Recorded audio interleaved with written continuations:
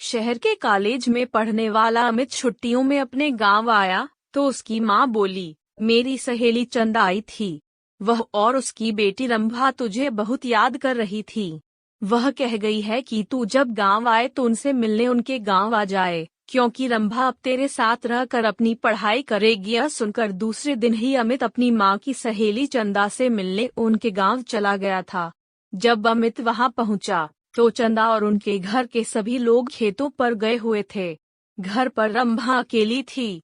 अमित को देखकर वह बहुत खुश हुई थी। रंभा बेहद खूबसूरत थी।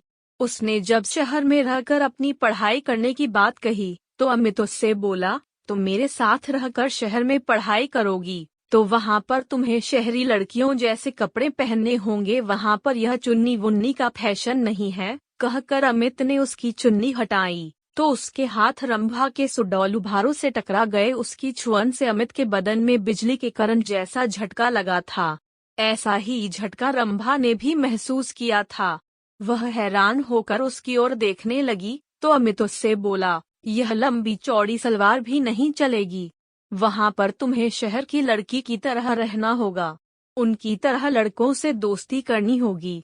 उनके साथ वह सब कुछ करना होगा जो तुम गांव की लड़कियां शादी के बाद अपने पतियों के साथ करती हो। कहकर वह उसकी ओर देखने लगा तो वह शर्माते हुए बोली, यह सब पाप होता है। अगर तुम इस पाप पुण्य के चक्कर में फंस कर यह सब नहीं कर सकोगी तो अपने इस गांव में ही चौका चूल्हे के कामों को करते हुए अपनी जिंदगी बिता दोगी। कहकर वह उसकी ओर देखते हुए बोला, तुम खूबसूरत हो, शहर में पढ़ाई करके जिंदगी के मजे लेना। इसके बाद अमित उसके नाजुक अंगों को बार बार छूने लगा। उसके हाथों की छुअन से रंभा के तन बदन में बिजली का करंट सा लग रहा था। वह जोश में आने लगी थी। रंभा के माँ बाप खेतों से शाम को ही घर आते थे, इसलिए उन्हें किसी के आने का डर भी नहीं था। यह सोचकर रंभा धीरे से उससे बोली, चलो अंदर पीछे वाले कमरे में चलते हैं। यह सुनकर अमित उसे अपनी बाहों में उठाकर पीछे वाले कमरे में ले गया। डंडा। कुछ ही देर में उन दोनों ने वह सब कर लिया जो नहीं करना चाहिए था। जब उन दोनों का मन भर गया तो रंभा ने उसे देशी घी का गर्मागर्म हलवा बनाकर खिलाया। हलवा खाने के बाद अमित आराम करने के लिए सोने लगा। उसे सोते हुए देखकर फिर रंभा का दिल उसके साथ सोने के लिए मचल उठा। डंडा वह उसके ऊपर लेटकर उसे चूमने लगी तो वह उससे बोला, तुम्हारा दिल दोबारा मचल उठा है क्या? तुमने मुझे प्यार का चस्का जो लगा दिया है। रंभा ने अमित के कपड़ों को उतारते हुए कहा। इस बार वे कुछ ही देर में प्यार का खेल खेल कर पस्त हो चुके थे, क्योंकि कई बार के प्यार से वे दोनों इतना थक चुके थे कि उन्हें गहरी नींद आने लगी थी। शाम को जब रंभा के माँ बाप अपने खेतों से घर लौटे तो अमित को देखकर खुश हुए। रंभा भी उसकी तारीफ करते नहीं थक रही थी। वह अपने माँ बाप से बोली, अब मैं अमित के साथ रहकर ही शहर में अपनी पढ़ाई पूरी करूंगी। यह सुनकर उसके पिताजी बोले, तुम कल ही इसके साथ शहर चली जाओ डंडा, वहाँ पर खूब दिल लगाकर पढ़ाई करो। डंडा, जब तुम कुछ पढ़ लिख जाओगी तो तुम्हें कोई अच्छी सी नौकरी मिल जाएगी, तुम्हारी जिंदगी बन जाएगी डंडा। फिर किसी अच्छे घर में इसकी शादी कर देंगे।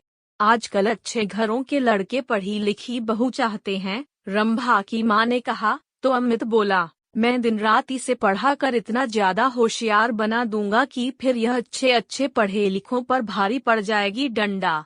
रंभा की माँ ने अमित के लिए खाने को अच्छे अच्छे पकवान बनाए। खाना खाने के बाद बातें करते हुए उन्हें जब रात के 10 बज गए तब उसके सोने का इंतजाम उन्होंने ऊपर के कमरे में कर दिया। जब अमित सोने के लिए कमरे में जाने लगा तो चंदा रंभा से बोली, कमरे में 2 पलंग हैं, तुम भी वहीं सो जाना। वहाँ पर अमित से बातें करके शहर के रहन सहन और अपनी पढ़ाई लिखाई के बारे में अच्छी तरह पूछ लेना। यह सुनकर रंभा मुस्कराते हुए बोली, जब से अमित घर पर आया है तब से मैं उससे खूब जानकारी ले चुकी हूँ। पहले मैं एकदम अनाड़ी थी, लेकिन अब मुझे इतना होशियार कर दिया है कि मैं अब सब कुछ जान चुकी हूँ कि असली जिंदगी क्या होती है। यह सुनकर चंदा खुशी से मुस्कुरा उठी।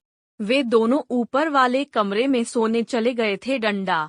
कमरे में जाते ही वे दोनों एक दूसरे पर टूट पड़े। शहर में आकर अमित ने रंभा के लिए नए नए फैशन के कपड़े खरीद दिए। जिन्हें पहनकर वह एकदम फिल्म हीरोइन जैसी फैशनेबल हो गई थी। डंडा। अमित ने कॉलेज में उसका एडमिशन भी करा दिया था। डंडा। जब उनके कॉलेज खुले तो अमित ने अपने कई अमीर दोस्तों से उसकी दोस्ती करा दी, तो रंभा ने भी अपनी कई सहेलियों से अमित की दोस्ती करा दी। गांव की सीधी सादी रंभा शहर की जिंदगी में ऐसी रम गई थी कि दिन में अपनी पढ़ाई और रात में अमित और उसके दोस्तों के साथ खूब मौज मस्ती करती थी। जब रंभा शहर से दूसरी लड़कियों की तरह बन संवर कर अपने गांव जाती, तब सभी लोग उसे देखकर हैरान रह जाते थे। उसे देखकर उसकी दूसरी सहेलियां भी अपने माँ बाप से उसकी तरह शहर में पढ़ने की जिद करके शहर में ही पढ़ने लगी थी। डंडा। अब अमित उसकी गांव की सहेलियों के साथ भी मौज मस्ती करने लगा था। डंडा। उसने रंभा की तरह उनको भी प्यार का चस्का जो लगा दिया था।